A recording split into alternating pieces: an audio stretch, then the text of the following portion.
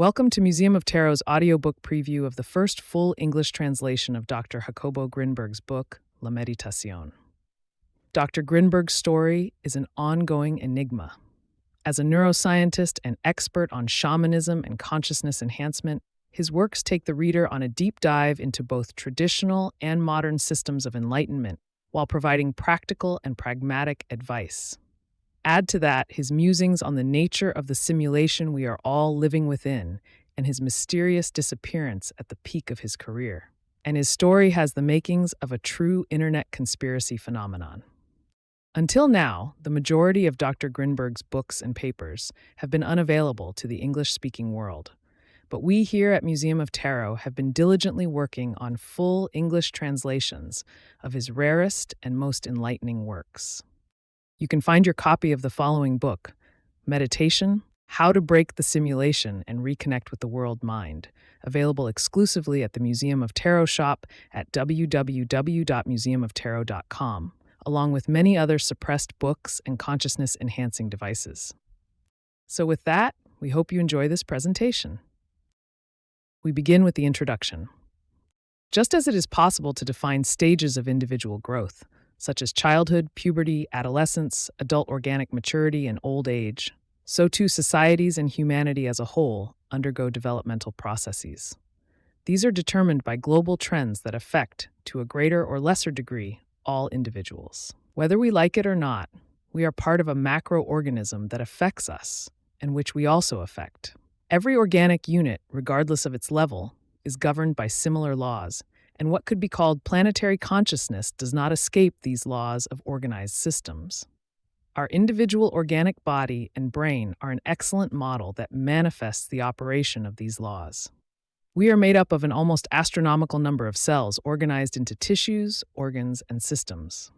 Each cell of our body is a unit that elaborates and processes its food and nutrients, discards it, and fulfills a function in these egocentric structures of comfort, as Alberto Guevara Rojas called the cells of our body.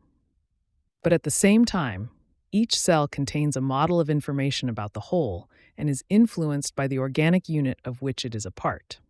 This situation in which each element of a totality possesses a certain degree of independence, but simultaneously of dependence with respect to the unit of which it forms part, and on the other hand, exercises a specific function that contains at the same time information of the whole, is observed in every organization. The same situation prevails in the human brain.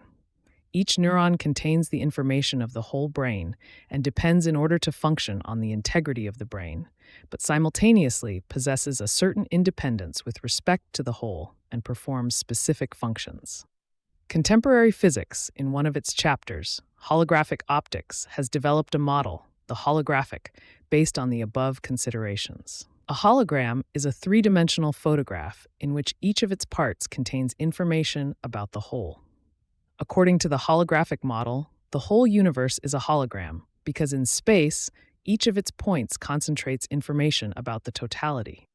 The global organism that we could call humanity, living on the surface of a planet immersed in space, constitutes, from a global perspective, a single living and active organic body. The same holographic laws of organization are manifested in this organism.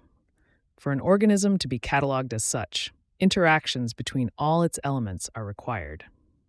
We know, from the latest psychophysiological discoveries, that the human brain maintains a constant energetic exchange with the rest of the brains through the creation and expansion of neural fields. We also know that these fields create a kind of network of interactions. Sustained by the structure of space, this vibrant, living, and dynamic network constitutes the most refined level of the noosphere, and the whole brain activity of the human species is inscribed in it. Psychophysiology calls this network hyperfield, and could be defined as the structural energetic substrate of the planetary consciousness. Each human being receives influences from the hyperfield that nourish his individual consciousness, and in turn, each individual brain affects the hyperfield by modifying its structure. Each human being, in turn, contains all the information of the hyperfield and depends on it, but simultaneously, each of us possesses a certain degree of independence and exercises a specific function within the great web of events. Thus, The planetary consciousness, its energetic structure, the hyperfield, and its organic body, the planet Earth, form a unified body that develops and courses its life through different stages, just like each of its elements. Kabbalah says that the true mystery is unity. For a cell of our body, the influences it receives come from a mysterious, inaccessible, and transcendent unity. For the individual consciousness that is situated at the tip of the iceberg of its bodily unity, the influences it receives from the hyperfield also constitute a mystery. Some human beings have not even been able to know the mysteries of their own body. They act as if their consciousness were located in one of their cellular strata and not in their bodily unit. Therefore, their mind is dominated by the mystery of this unity. Others have gone up a step and seem to be more in control of themselves. They know their body and are no longer dominated by it. Another class of individuals who have transcended the mystery of their bodily unity and begin to have glimpses of the hyperfield and planetary consciousness perceive some of its flows and dynamics. Among us, however, almost no one has been able to reach the hyperfield unity and therefore the planetary consciousness. Each step of expansive development, when genuine, nourishes the individual consciousness with a kind of joy, since the expansion of consciousness, when it occurs, connects the individual with the same energy that has activated the evolution of the complex units from the simple elements. We possess an organic body made up of thousands of billions of organized and interacting elements. In order to arrive at this miraculous portent of corporeal unity, from the beginning of time there had to be a tendency towards unification. Thus, an electron united with a proton gives rise to the first atom, hydrogen. This relatively simple unit unified with other units of the same level to produce a more complex whole, helium. In turn, helium underwent a similar process, and little by little, more complex units were created, with a greater number of organized elements. Carbon appeared, and then the cell, the tissue, and the organ, formidable products of the universal tendency toward unification, centrality, and complexity, as Teilhard de Chardin, the first thinker who was able to realize the direction of evolutionary energy, called them. I was saying before that each step that the individual consciousness takes on the path of its expansion towards unity fills with joy. This joy is the access to the mystery of unification.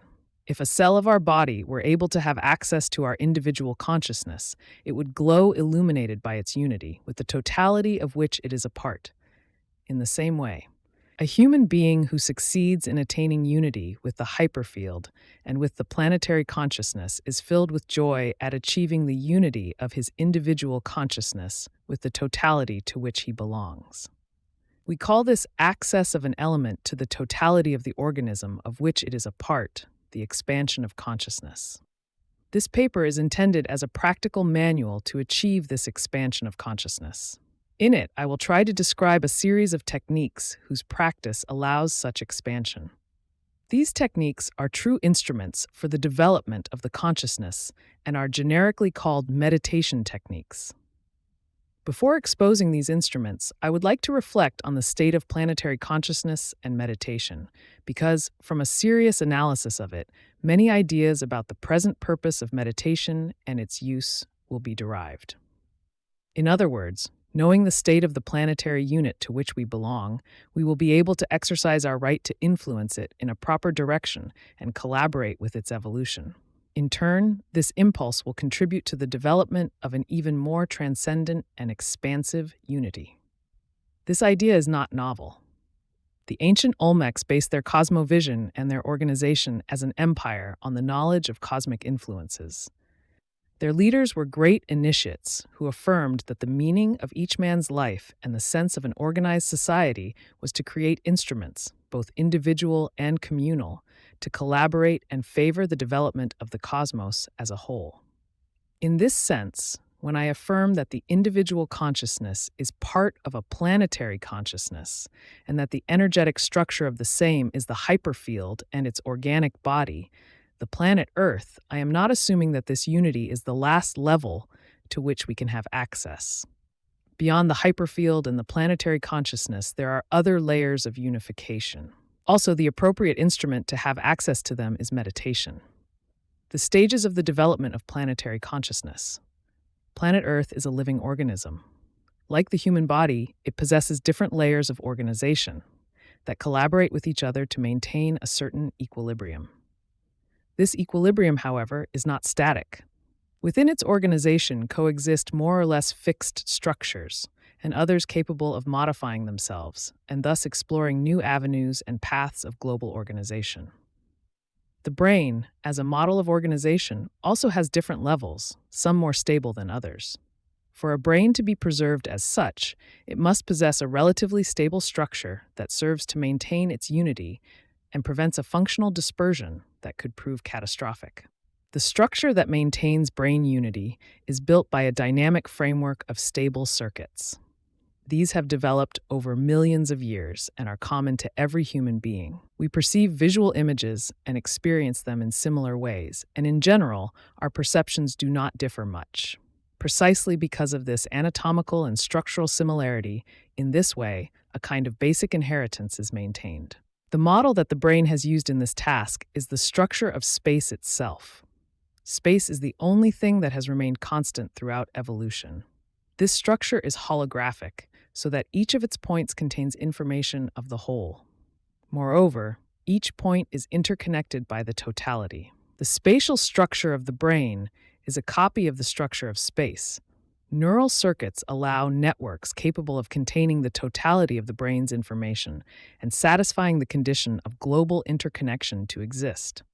This basic organization maintains an essential constancy, but allows a considerable degree of freedom for the exploration of novel channels of cooperation. There are brain functions that, sustained on this basal coherence, activate dissident operations that create local coherences. When these zones succeed in their encoding operations, they modify the basal coherence and determine a change in the unity of the brain field. In this sense, these local coherences are individual and, in principle, do not affect the whole brain. Abstract thinking, advances in philosophy, and the proposition of novel paradigms in science are examples of the product of this type of local coherence in the brain of some individual. Gradually, these novel developments influence the consciousness of other individuals. And when a considerable number of these individuals share the same local operations, the very structure of the hyperfield, and therefore that of planetary consciousness, is altered. I think inwardly that contemporary psychophysiology will eventually discover the existence of direct influences between different brains, presumably based on the interaction between neural fields. This interconnection is what allows local coherence to modify basal coherence. A similar situation occurs for the living body of the planet. In it coexists a fixed structure that maintains a global cohesion and a basic unity. This structure is constituted by the organization of inorganic materials, soil and seas, mountains, and geological strata. Above this is the biosphere, with a lesser degree of rigidity and greater capacity for change. In this layer of planetary life, there is also an ecological balance necessary for the subsistence of the whole system. Finally, the noosphere, an energetic structure of surprising flexibility, constitutes the layer of exploration of new channels of development.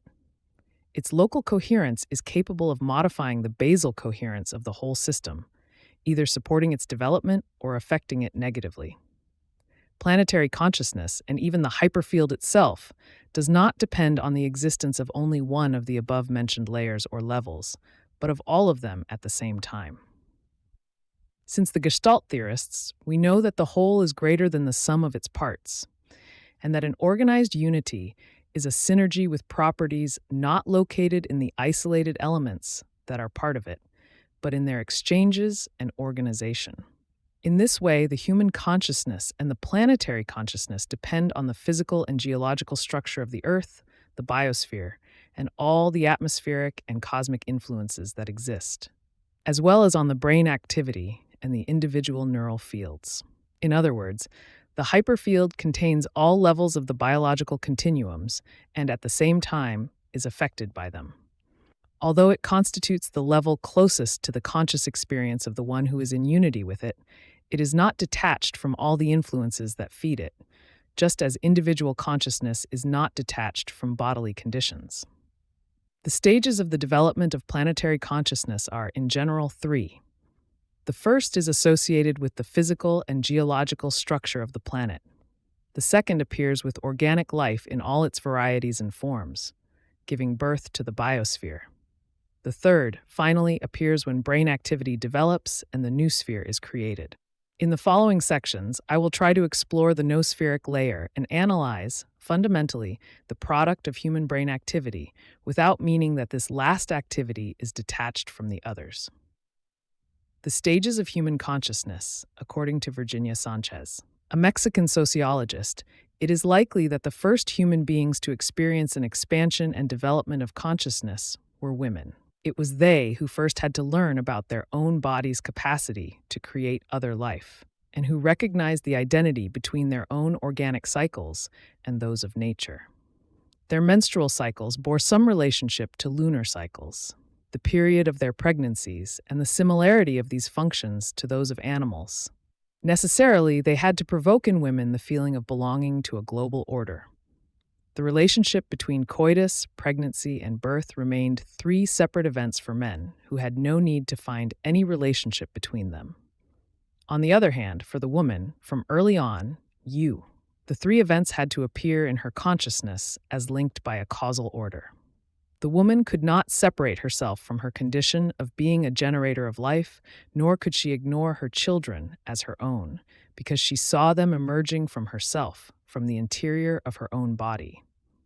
The maternal functions and the care of the progeny had to create in the feminine mind a consciousness of greater unity with the rest, and a greater knowledge of the body.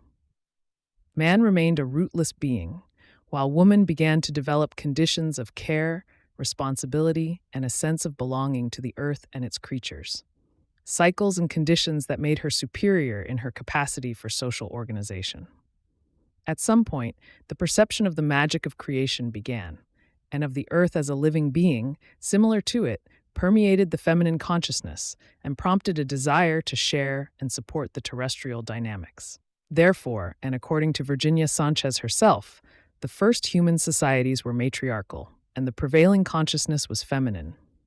Man, at the same time, activated a mobility and a sense of freedom with respect to the feminine restrictions of maternity, sedentary life, and care of the progeny, which developed in him another type of consciousness, more detached from everyday life and therefore more abstract. He, like the animals he hunted, was mobile, and his survival depended on his ability to win and his strategy to do so. Agriculture had to be invented by women, as did fixed settlements and forms of organization that would support stability. War and the need for conquest and power were male inventions. In some areas of the planet, men adapted to the feminine consciousness and accepted its values, its capacity to respect the environment, and its tendency to sacralize it, while in others, men lashed out against this government by asserting the strength of their masculine position. The matriarchal society, sedentary, organized, respectful of nature, careful with the environment, and united to it, was conquered by the aggressive, mobile, active, and warlike masculine vision. A period of patriarchal predominance was established on the planet that still lasts to this day. The results of the male vision, high technology, power, war, ecological destruction, and the subjugation of women and their discrimination, began to be questioned with the emergence of women's liberation movements. A considerable and growing number of our planet's inhabitants turned their gaze towards peace, the return and respect for ecology, love, and tenderness, and above all, the need to cooperate and not to compete, to unify and not to separate. These would seem to be the result of the resurgence of the feminine consciousness and its protest against the destruction caused by the dominance of the masculine consciousness. At present, the planetary consciousness movement seems to be leaning towards achieving a unity of the two principles. New developments in frontier physics, the openness of almost all mystical currents, the need to sacralize everyday life, the repudiation of war and respect for nature, coupled with the need to use all technology for the same purposes, indicate a shift in the direction of unification. It would seem that we are living at the end of one era and the beginning of another. The development and use of instruments that help the development and expansion of consciousness towards this unity is becoming more and more necessary and important. Meditation as an instrument for the expansion of consciousness, meditation must have been a feminine invention. On the other hand, its systematization was not. All the references we know indicate that the great creators of religions and the main inventors of meditative knowledge and techniques were men. Patanjali, Buddha, Jesus; Lao Tse, Muhammad Moses, the prophets Milarepa, Shimon Bar Yochai, and more recently Saint John of the Cross, Isaac Luria, Israel Baal Shem Tov, Ramakrishna, Yogananda, Vivekananda, Ramana Maharshi, Nisargadatta Maharaj, etc. Perhaps all of them managed to unify their masculine and feminine principles and took advantage of their capacity for abstraction and their detachment from the concrete to explore their own consciousness, their relationships with God and the cosmos, giving rise to true feats in the creation of sublime systems of self-knowledge and expansion of consciousness. Regardless of the reason for this phenomenon, no one doubts that the human species possesses an extraordinary arsenal of techniques and knowledge that have ceased to be secret and used by a select few, and are now accessible to any human being. These tools are the true hope for the human race, because their use activates the contact of the individual consciousness with its sources and with the basic currents of unification responsible, as we saw before, for evolution and the emergence of the hyperfield. I will review these instruments in the hope that the instructions I describe will be sufficient for anyone reading this book to be able to use them. There is no better teacher than oneself, and my trust is placed in the reader, in the sense that he will be the best judge to decide which technique suits him best or is closer and more akin to his own individual nature. This does not mean that I repudiate the idea of having a living and present master, expert in the use of one or several techniques. To have such a guide is a privilege that should be taken advantage of when it presents itself, but its absence should not prevent personal and isolated exploration. Precisely, that is the motivation of this writing, to offer the opportunity to begin to know these instruments to those who have not been fortunate enough to have a teacher, and for whom the idea of having one is not attractive. I have only included the meditation techniques that I have explored and experienced in my own person, and have left aside those that I have not had the opportunity to experience in myself. It would be unethical to describe benefits that I have not experienced in myself, and so I have limited the discussion to the tools with which I am directly familiar. This is not to say that the techniques I have left aside are better or worse than those I describe. In reality, all the techniques are part of a single body, which is meditation, and their differences are variations that enrich the knowledge of oneness, but do not divide it. It is my greatest wish that this writing helps those who read it, cooperates in their legitimate search for peace and happiness, and in turn, contributes to the development of the hyperfield and the planetary consciousness. Part 1: Preliminary Exercises. Between reality and the experiential perception of it, there are many filters bequeathed by personal history and education. During life, we learn to consider as existent and objective an area of reality and to discard many others. Our perception is limited and sooner or later, fixed. We see the world and its events as separated by a more or less opaque screen without realizing that it stands between us and reality. Rather, we confuse the screen with reality. We cannot observe that screen because it is precisely through it that what we see is formed. That screen is the personal myth or identity theme that we have internalized. The degree of transparency of the screen depends on our previous conditioning and our past. Emotionally charged memories are inscribed on it, and when something from reality activates them, we react by projecting our own conflicts, traumas, and distortions outwards. Since we always see through the same filter and are unaware of its existence, reality, which in itself is luminous, fresh, self-refreshing, and always new, appears to us as repetitive, dull, gray, painful, and dark. But not only the outside is tinged depending on the coloring of the screen, but also the sense of personal identity.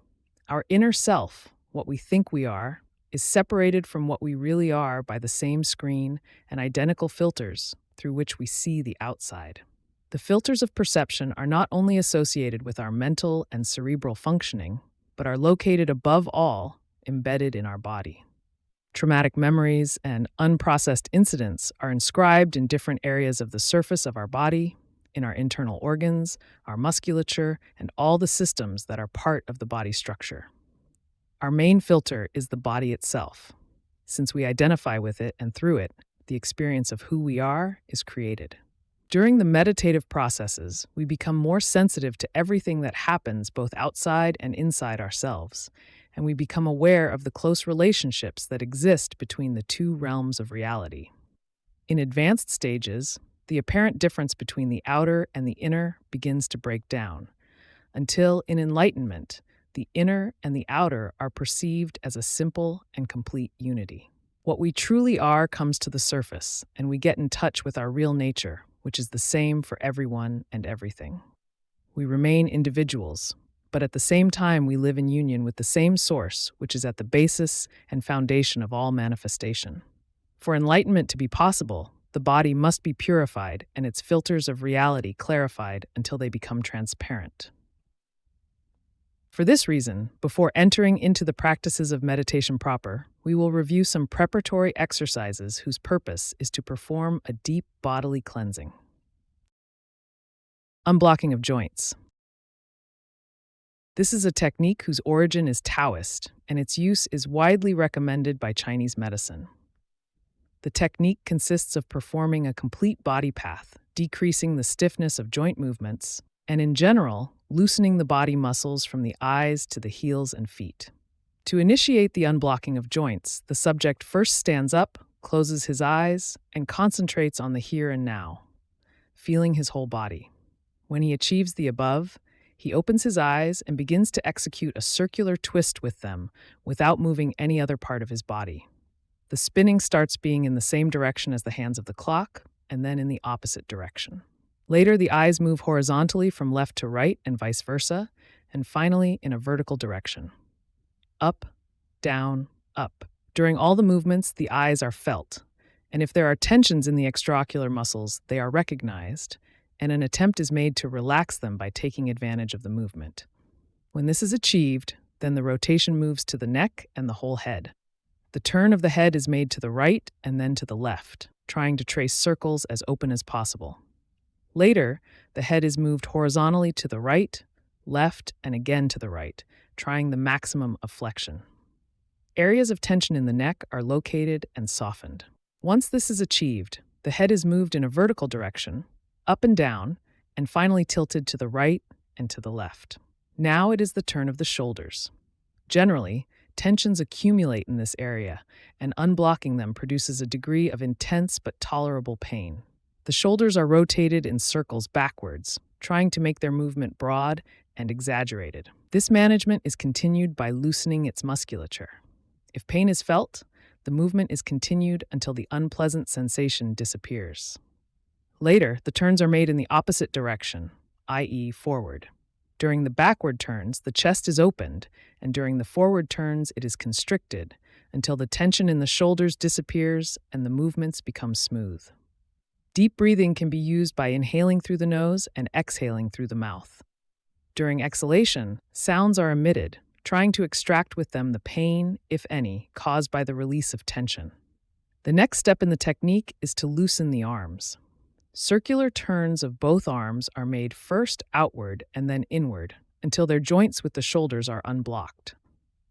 Then the arms are flexed and extended repeatedly, loosening the elbow joints. And finally, the same is done with the wrists, turning the hands in circular movements while the arms are extended. Once the above has been completed, we proceed to work with the back. In a standing position, the arms are extended upwards, and squats are performed, bending the back and lowering the arms as they descend, and raising them as they return to the standing position. Now proceed to turn your back to the right and left, trying not to bend your legs while standing. Next, the body is bent to the right and left, maintaining the same standing position and without bending the legs. In the tilt to the right, the arm on the same side is extended and the left arm is flexed, and the opposite is done with the tilt to the left. Upon completion of the above, the hands are placed on the belly and hip rolls are performed first in the same direction as clockwise and then counterclockwise, The hip should rotate freely and alone, that is, without the rest of the body participating in its movement. Further on, the legs are brought together, keeping the back straight, placing the hands on the knees. Rotate the legs to the right and left until the hip joints are loosened. Up to this point, we have proceeded down from the eyes to the hips, unblocking the joints of each part of the body. Now it is the turn of the legs. Adopting the upright position, and without moving any other part of the body, the legs are bent one after the other backwards, trying to hit the buttocks with the feet. Finally, and in the same position, stand on your toes and then lower your heels until they touch the floor, repeating this movement which loosens the ankles. The duration of each exercise is variable and depends on the initial degree of stiffness of each joint. It is recommended to increase this time as skill is acquired and the exercises are repeated. These should be performed daily, in the morning and on an empty stomach. Once the joints are unblocked, proceed to the next group of preliminary exercises. Dynamic emotional processing. This is a modification of a technique originally proposed by Rajneesh called active meditation. Dynamic emotional processing, DEP, was used in 1985 to help teachers in Mexico work through their traumatic experiences caused by the Mexico City earthquake. More than 15,000 mentors benefited from the DEP, so the technique is highly recommended as a first body exploration aimed at emotional expression and stress reduction. The DEP consists of 5 steps, each lasting from 2 to 10 minutes. In children up to 10 years of age, 2 minutes are recommended, and 1 minute is added to each step with each subsequent year until the maximum of 10 minutes is reached. 1 bioenergetic breathing. Standing with eyes closed and without moving from his place, the subject feels his whole body and begins to inhale deeply through the nose and exhale through the mouth. The depth of breathing is maintained while increasing its frequency throughout this first phase until the recommended time is completed. During exhalation, sounds can be emitted as if all the accumulated body tension comes out with them. In fact, during body observation, we try to locate areas of tension, and during exhalation, we externalize them by imagining that they are coming out of the body. All the knowledge about the body's zones of tension obtained during the unblocking of joints is used to locate the remaining tensions and to extract them from the body with the help of the breathing exhalation. 2. Free expression. At the end of step 1, the body's oxygen level will have increased, and with it, the amount of energy in the body. In this second phase, this energetic accumulation is expressed freely. You can jump, scream, make faces, throw yourself on the floor, run, or any other manifestation, with the only restriction of not harming yourself, your companions, or objects. This step is performed with open eyes. Through the free expression of movements, we try to unblock areas of rigidity to the point of being able to move all body areas, arms, legs, neck, mouth, eyes, as if they were made of a plastic material. Ductile or without any rigidity. 3. Concentration. At the end of the recommended time, the free expression suddenly stops. The subject closes his eyes and remains immobile and stationary, feeling his whole body and accepting whatever happens inside him. The energy flows that were activated during the second phase are allowed to transit without blocking or diverting them. Little by little, the bodily and respiratory agitation will diminish until a new level of balance is achieved, smooth and tension-free. When this happens, a point on the body is located approximately 2 centimeters below the navel. Without losing your attention, you jump, landing on your heels as you touch the floor. At the moment of falling, the body energy is concentrated in the area located 2 centimeters below the navel, and with all possible strength and a high emotional charge, the syllable, "hu," is emitted. This sound should come from the bowels with all possible emotional charge, extracting the remaining tensions. At the end of the time allotted for this step, the jumps are suddenly stopped, and the body is observed, feeling and accepting all its sensations. 4. Silent observation. This observation is maintained in silence and with the eyes closed. The attention is directed towards the bodily sensations, letting flow what should flow without deviations or interruptions. Little by little, the agitation provoked by the jumps will diminish until calm and relaxation is reached. 5. Expression with music. In a situation with a musical background and with the same time lapse as before, a dance of gratitude to the body is expressed bodily. The body is allowed to follow the rhythm of the music, expressing it with freedom and grace. If there is no external music, the dance can be performed to one's own tune. At the end of the DEP, the practitioner is ready to do a first relaxation. The objective of this is not only to rest and continue with the process of releasing tension, but also to advance in deep body purification. Relaxing the body system. Lying on the back with eyes closed, legs slightly open, and palms facing up, systematic relaxation is initiated by feeling the whole body in the here and now. Breathing is soft and calm, and attention is concentrated on it without forcing oneself. First, the toes are relaxed. To do this, the practitioner concentrates on them, moves them, and then tenses them to the limit. At the maximum point of tension, he suddenly relaxes them and at the same time speaks to them, asking them to be relaxed and without any problem. Exactly the same is done with the soles of the feet, ankles, legs, and thighs. Each area is felt, moved, tensed to the maximum, and then relaxed, talking to it and asking for peace and rest. When reaching the hips, the above is repeated with them, with the buttocks, the anus, the sexual organs, and the pubis. Feeling all these parts, moving them, tensing them to the maximum, and then suddenly canceling all the tension and speaking to them, asking them for rest and relaxation. We continue with the back, belly, chest, arms, and shoulders, repeating in them the sequence of sensation, movement, tension, and relaxation, accompanied by the suggestion of rest and absence of problems. When the neck is reached, it is felt moved to one side and the other, tensed and relaxed. The same is done with the lower jaw, mouth, cheeks, eyes, and between the eyebrows, speaking to and soothing each part. At the end, the whole body is felt as a unit. You move it, you tense it from the tips of the toes to the head, trying to increase this tension as much as possible, and then the whole body relaxes, asking for peace, rest, and absence of problems. You remain totally relaxed, feeling the body's silence for a few minutes. This lapse can be accompanied by soft music and the aroma of a purifying incense. We hope you've enjoyed this fully translated audiobook excerpt of Dr. Grinberg's work. This is just a short introduction to the many scientifically backed meditative techniques and shamanistic philosophies the book has to offer. We are happy to announce the first fully translated English version of this book available exclusively at the Museum of Tarot shop. You can order your own copy of Meditation, How to Break the Simulation and Reconnect with the World Mind, available now only at www.museumoftarot.com.